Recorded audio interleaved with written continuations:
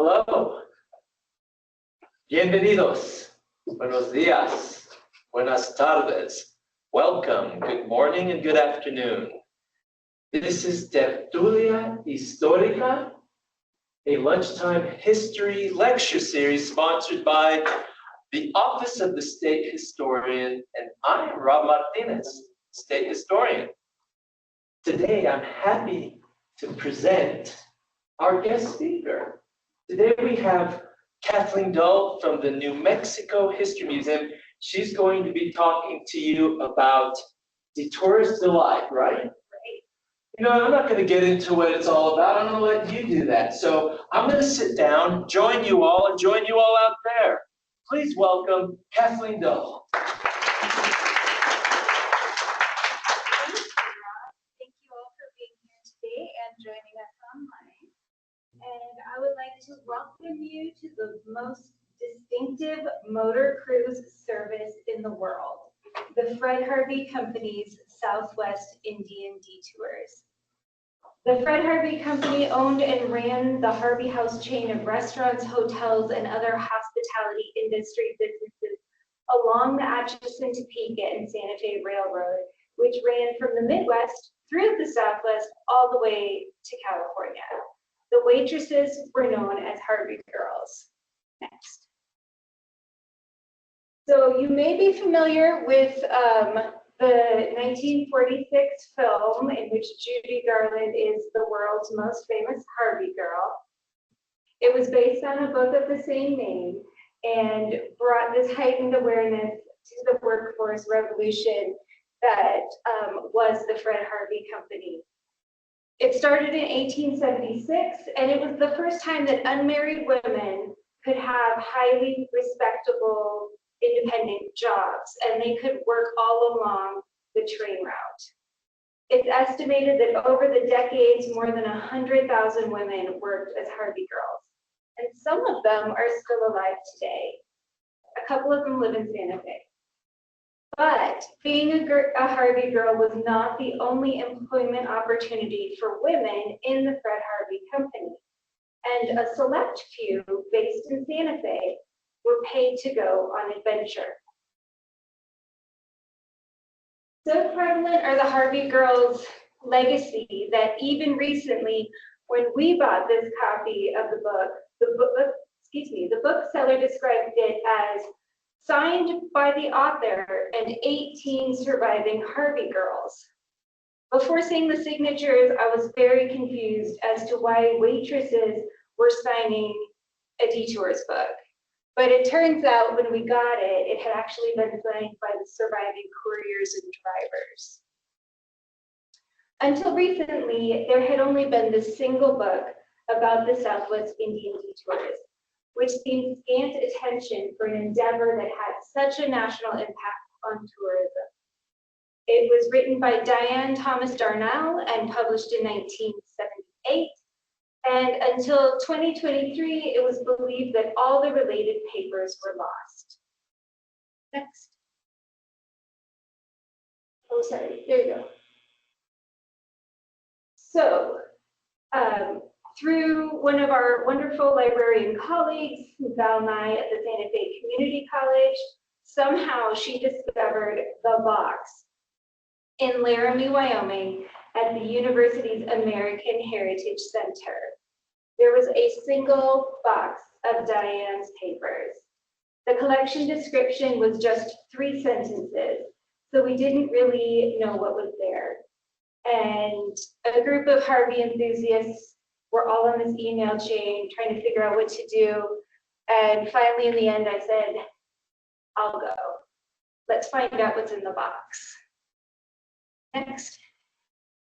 So there are many papers, and Diane corresponded with the various couriers and drivers who were alive at the time.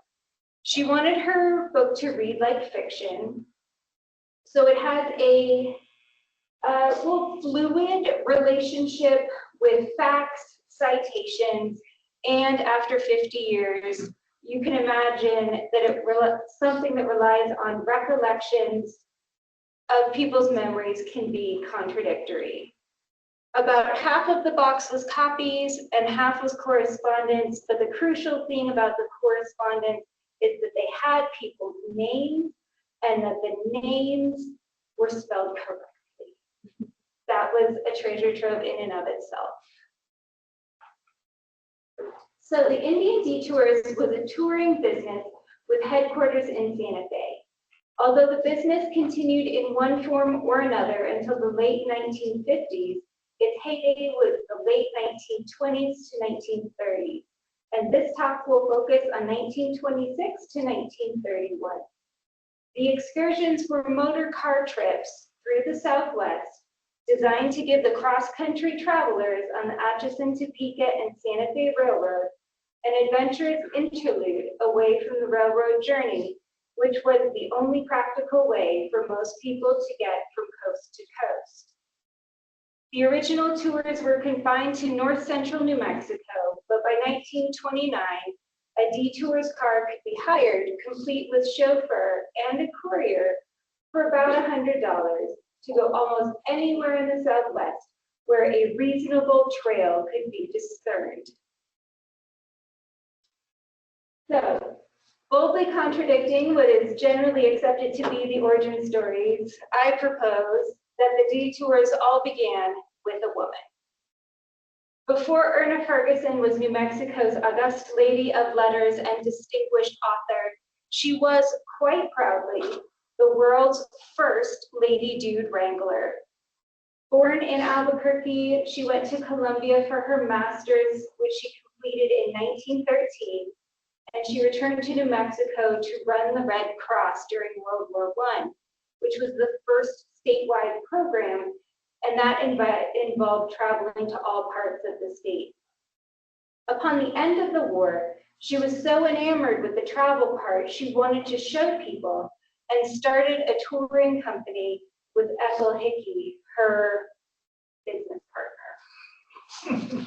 Based in Albuquerque, they eventually opened a branch office in the Franciscan Hotel in Santa Fe. So they named their tours the Koshvari Tours, and it was the two of them. They named Koshar was the Pueblo Indian word meaning delight maker, and the description they used said, quote, "For the price of a good dinner for half a dozen people, we'll give you enough conversational food for a dozen dinners in any company." And this established the template for future tours. It involved an educated, well-informed female guide and a driver. There were day trips and then up to 3-day excursions, and guests were referred to as dudes from the very beginning. Erna got all the press, and Ethel is extremely hard to find. She taught at UNM, but I can't find her anywhere. If anyone knows anything about her or where her papers might be, please let me know. So they advertised nationally. This is from Atlantic City in 1924, and it's advertising off the beaten path in the Great Southwest. Okay, so this is the other half of the story, which is the widely accepted one. So Major Hunter Clarkson finished his service in World War I and returned to Scotland, where he built a farm. And a fateful night in a pub, he met a man who was a liquor salesman, and they got to talking. And the gentleman asked him, "Why don't you come to the US? And if you do, I'll give you a job with the Harvey Company," which sounds like a great job interview to me. And he did. He actually came over and went to the Grand Canyon and went to work for the Harvey Company, where he was in charge of transportation. And at that point, it meant mules and wagons. And they started doing some excursions, but nothing as developed as Ernest. And then with our little love story, he fell in love and married the boss's daughter. So he married Louise Wells, who was the daughter of the vice president in charge of passenger traffic for the Santa Fe Railroad. And then the two of them moved to the La Fonda from the Alto Bar. So he assembles his team. He is the dashing one in the middle. And then Erna is the one on the lower right and the only woman, so you can figure her out. He then, instead of reinventing the wheel, he just buys it. So he purchased Koshari Tours and hires Erna as a consultant. And then above her is R.W. Birdseye, and he was the brother of Clarence Birdseye, who invented frozen dinners. So that would have been an interesting family. All right. So this is some of the original marketing and pamphlets for the Koshari Tours. And then they sprinkle some Harvey magic on it and bring it, sort of redesign it with their art and their brand.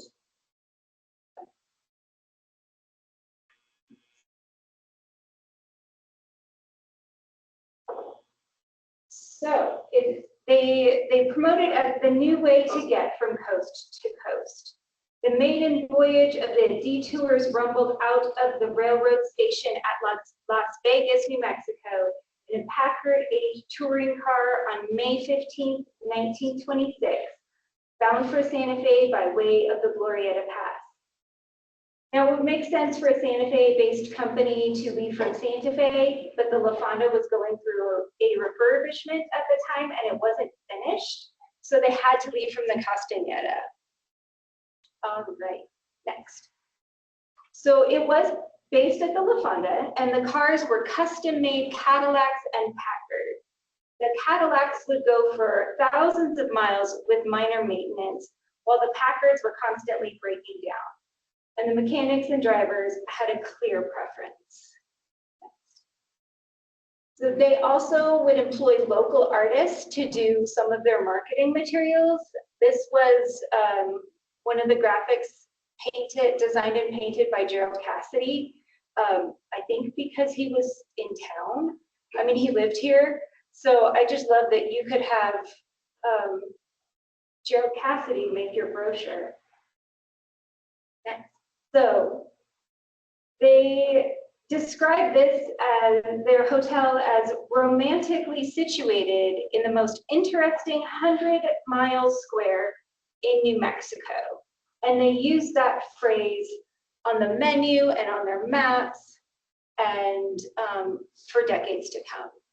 Inside, they have the Courier Lounge, which had complete information on interesting things to do and see roundabout Santa Fe and throughout the Southwest. And the Courier Car Motor Service was available for hire. Oh, can you go back one? And they also had a car rental service. Also in the La Fonda was the Lecture Lounge, which were informal evening talks illustrated with slides and moving pictures on various topics of Southwestern interest. The lead courier, Elizabeth the Huff, gave 3 to 6 lectures every week for 15 years. So she was really the most exciting thing happening in town. And so visiting dignitaries would come to her talks, like people from town would come to her talks, and she would illustrate them with the lanterns like that are in the presentation today. Okay. So, notably different from the Harvey girls. The Harvey girls took orders, the couriers gave them. They were in charge. They were women 25 to 35 with college degrees, and they could be married. The position and ideal work candidate were described as having a well-developed sense of humor. The work is arduous, hours seldom regular, and in dealing with the great American public, everything does not run on oiled wheels, no matter how effective organization may be. Those blessed with the qualities of initiative, leadership, and tranquility under all circumstances find the work congenial and fascinating in its scope. Which sounds, oh, sorry, can you go back? Thank you. Originally, there were just 3 couriers, and that included Erna and Ethel, and then they expanded to 6, and then they continued out from there. And as you can see here, they all kind of have the same look. And this might be apocryphal, but this is like the 2nd generation outfit. Allegedly, the first one, which Erna Ferguson designed, was so ugly that one of the courier's mothers, who had a dress shop in town, wouldn't let her come in during business hours because she was so embarrassed by what her daughter was wearing. So they like came up with their own outfit and went to Erna and said, can we please wear this instead? And to her credit, she allowed them to change their outfits. And one of the important parts with this is that they're very colorful, which if you're selling tours and you're standing on a train platform where it's dusty and everyone else is wearing sort of these dark drab colors, it's important to have, you know, that pop of color. So at the beginning, the couriers and drivers were not allowed to date. But then one of the drivers went to Mr. Clarkson and told him that there aren't many available singles in Santa Fe, much like today. The drivers were all decent men and the couriers nice girls, so please let them date. And to his credit, Major Clarkson did change the rules, and many of them would go on to marry their drivers. I think it's very sweet. All right, go ahead. All right, so this is what they kind of look like. This, okay, next one. We're gonna do these really quickly. This is in the bottom of Canyon de Chelly. We have springtime on the plaza on the left and an automobile on a mountain road on the right.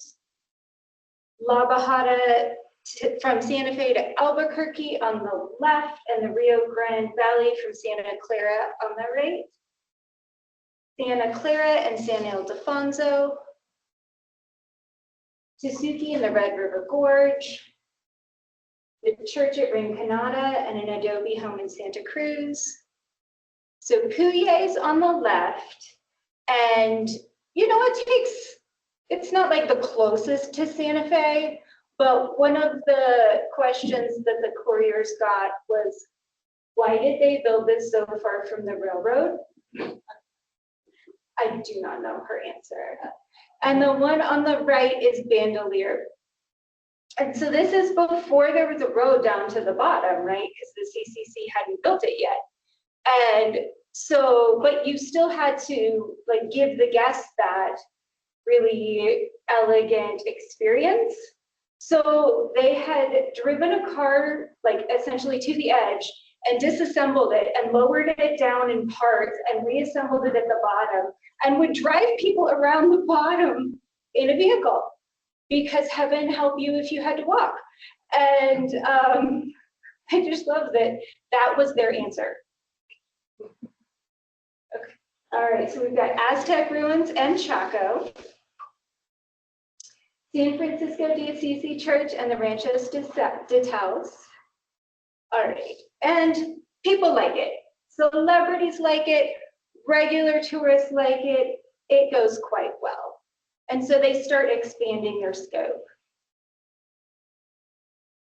All right, so this is Inscription Rock at El Morro. And if you can find the guest, he is all the way at the bottom, about this big.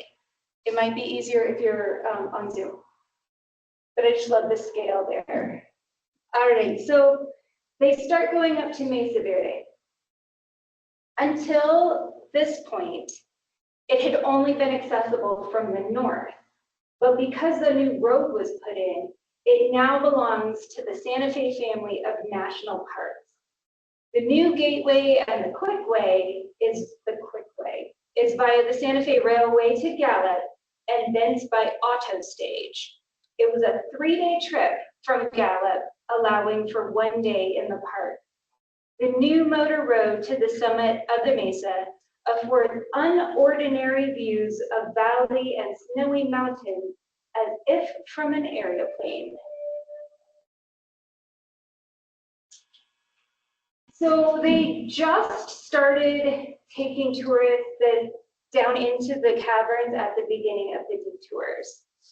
But scarcely a year passes without the necessity of revisiting the list of the world's supreme natural marvels to give high place to some fresh entry from the silent hills and mountains of the Santa Fe Southwest. The Carlsbad Caverns are without peer among the most famous caves of the world. And the little figures, the little figures you can see in the brochure are based on, yeah, you're good. Okay. The photos that they took of Erna and the detours in there. So the photos that were just like regular tourist photos became these like national propaganda. All right, so Carlsbad became a national monument in 1923. And not too long before that, the guests had been lowered into the caverns in the guano bucket. So they turned that around into like this tourist destination pretty quickly. So one of the drivers, Norbert Stock, in Diane's book, recounts a story of ladies whose husbands had gone on a fishing trip. And those same girls decided they wanted to go to Carlsbad. So we took off and it was hot. Coming back, they started to sing in the back seat. I turned my head and they were sitting there dressed in slips and slugging gin out of flasks. They said it was too hot to wear their dresses, so we drove the 270 miles across the Malpais Desert, getting noisier and hotter. So in the 2 to 3 years after they started, they were profiled in the New Mexico magazine, which was the predecessor to the New Mexico Highway Journal. And the drivers were not allowed to drink while driving. That was a big deal. They had to signal, and they also had to stop at railroad crossings. They were also not allowed to smoke while they drove. But it worked because they didn't have any accidents. The guests were also told not to speak to the driver, which I just love, because they were told that the courier will answer your question because the driver needs to focus. And they would receive medallions for their mile markers. So when they would get like, how many hundreds and thousands of miles, they would get like pins for it.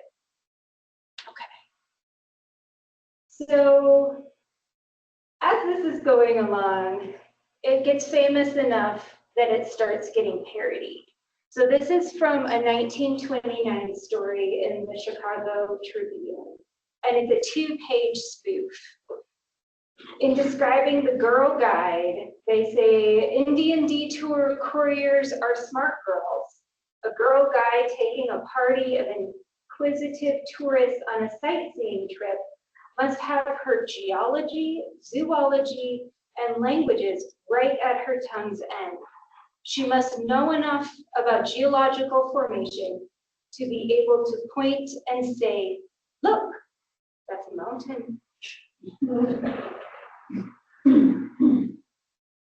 Okay, so in 1931, the world circumstances are changing, and Major Clarkson sells the business to his brother Jim, who had been kind of overseeing the mechanic side of things, and they thankfully changed the logo from what the couriers called the Thunder Chicken on the left to the Eagle Dancer on the right. So it's kind of, it helps date the materials. Major Clarkson was described as having high-powered taste, personality, and glamour. Jim didn't have much personality, but he was hardworking and had a good business head. But Hunter Clarkson was more interested in the war, and Jim just worked really hard. They tried to revive the business in the 50s following World War II, but there were still rations and other difficulties. And by then, the circumstances had changed and people had their own vehicles. So they didn't need to hire one. So the topic goes dormant until almost 1980, when Diane puts her advertisements in the newspapers. Her husband was one of the last Indian detourists, and the book she wrote is essentially a love letter to him and his childhood memory. She really played fast and loose with name spellings and, as I said, facts and other, things that make your book boring. But so many people wanted to be included that we have now wonderful confirmation from them. And after going through the box in Wyoming, I am very grateful for all of the good handwriting and encourage you that if you would like to be included in history, I recommend legibility. And there's been very little until today. So just to give you an overview of if you wanted to go try to find any of these collections. We'll start with the History Library, which is located on the plaza in the History Museum in Santa Fe. So the library currently has a contractor working on processing and digitizing the Harvey family photos and documents, and some of them are already online. We have some truly phenomenal collections, including a recently acquired unprocessed collection from one of the chief instructors, Amelia McPhee. The Photo Archives has an incredible collection of hundreds of photos donated by Jim Clarkson's wife, and those are now all online as well.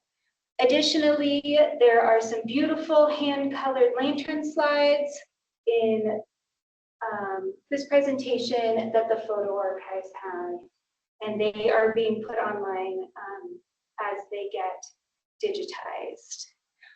Okay, so this is bonus material just for this talk, frankly, because we just found it. We found this, when our contractor found this lovely photo album, which was recently donated, and there are a few questions about it. On this page, on the first page, it describes Mrs. Chessie Barth as the courier, but given her outfit, I'm a little skeptical. It also says that she made the trip alone. So I love that there was a travel option for women at the time that was safe enough that you could make the trip alone. I think it is more likely, and she's referenced later in the album, that the courier on that trip was Catherine Engel. And I think she's the one sitting down. You can barely tell, but there's someone standing inside. And I think she has the wrong kind of hat on. But my best guess is that Catherine Engel is the one sitting down.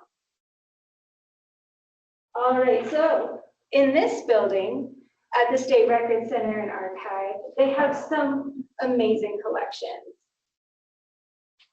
They have one from Ferona Konapak, who was one of the originals. They also have some from Hunter Clarkson in two different collections. I will say his scrapbook has a little bit of a touch and go relationship with attribution and also glue. So there's just some random bits kind of stuck about. but I believe that it came that way. It's not a reflection on any of the archive staff, and it's very fun to look at. Down in Albuquerque, the Center of Southwest Research has some amazing collections. They have Indian Detours, but also Erna Ferguson's personal collection. They have some from Elizabeth DeHuff, and she did some of the anthropological work in addition to the lectures that she gave. Right. Albuquerque Public Special Collections has a collection about Erna and not from Erna, but it is the original public library building on Edith and Central and has the Center for the Book, and it's turning 100 this year.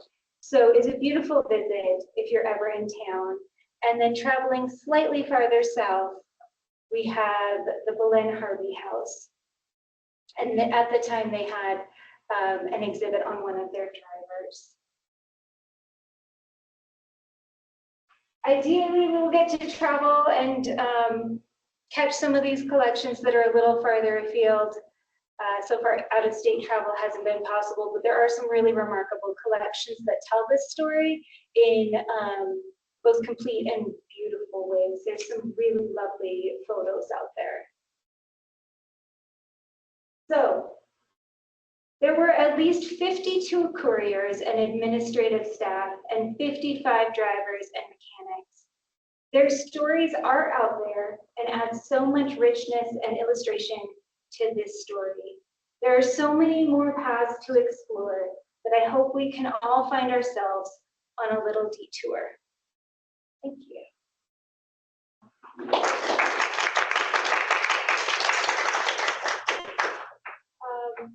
I don't know how questions.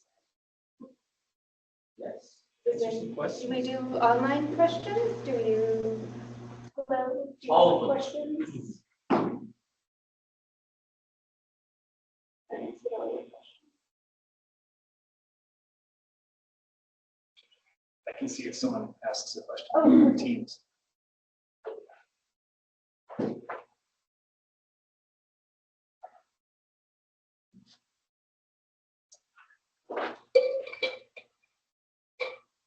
Oh, thank you.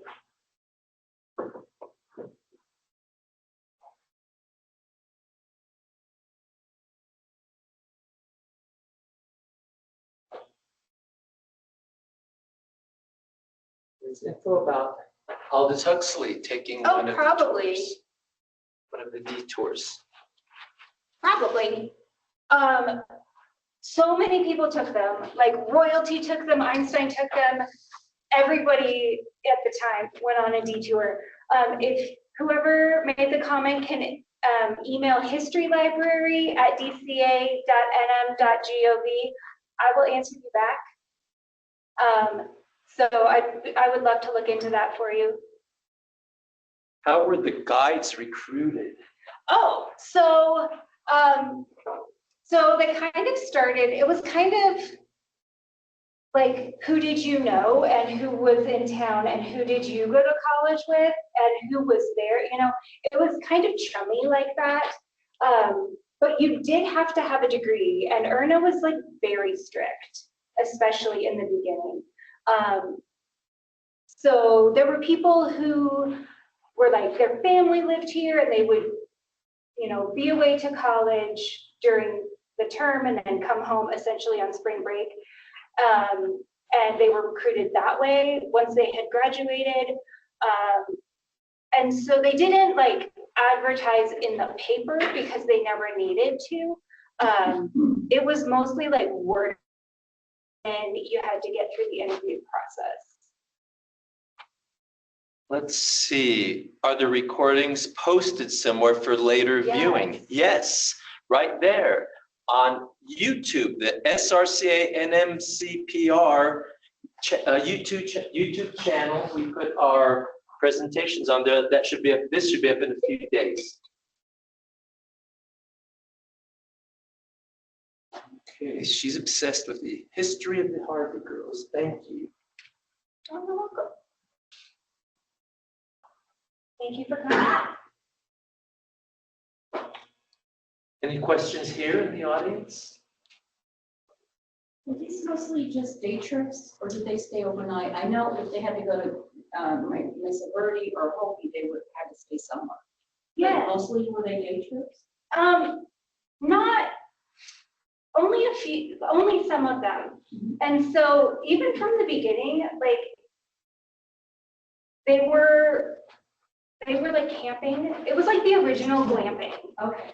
So the guests were really, really restricted on how much luggage they could bring because they had to have room for all the gear because it still had to be like this really lovely Harvey experience.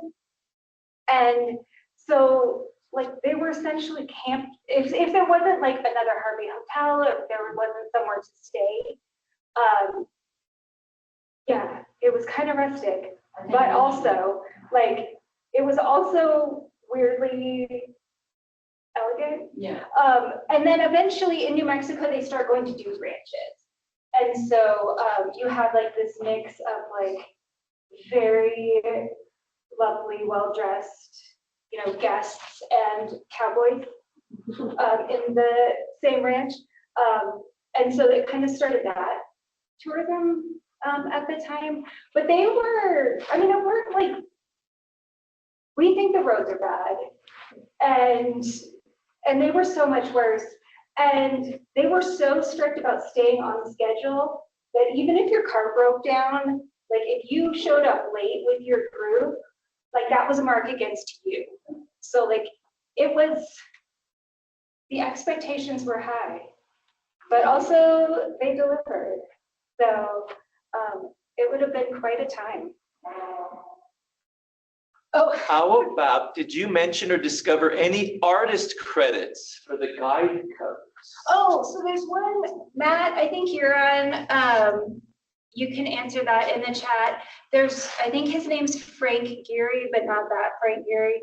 I think there's one main artist, which is why you can tell this look is so similar throughout. I believe that's correct. Okay, cool. Thanks, Matt. Yeah. How did you get interested in this research? So the History Museum every year hosts the Fred Harvey History Weekend. This year it will be at the beginning of November. Please come, it's very fun. So it's a couple of days of lecture as well as a dinner and events and other things. And 2020, we all had to figure out how to do it online. And I got assigned Ben. And so here we are. This will be my 6th. And it's a really fun group who are very passionate about the topic. And it's hard not to get like sucked in. And I think it's very fun. So of all the weekends to get assigned to, I'm a little lucky that it was this one. Yeah. I'm curious, what is your research shown with relationship with the couriers or the Fray Harvey company with the Pueblos, the Navajo, the Apache here in Mexico? We don't think of just showing up and just being there. So what was that relationship like? So they were very like thoughtful and strategic, and also wanted to make it like economically viable for everyone. So like in Taos, they didn't have the same kind of curios to sell. So instead the tours would like charge the guests because they still wanted Taos to make money. Thank you all for joining us. All right, I think that's it. Well, thank you all. Thank you, Kathleen. Well, thank you, That Rob. was fantastic. It sounds like this was a big part of inventing our tourism industry. It here in New Mexico. revolutionized me Yeah. quite a bit. Well, fantastic. Well, thank you all for being here. Thank you all for being here. And we'll see you next month. Hasta luego. Adios.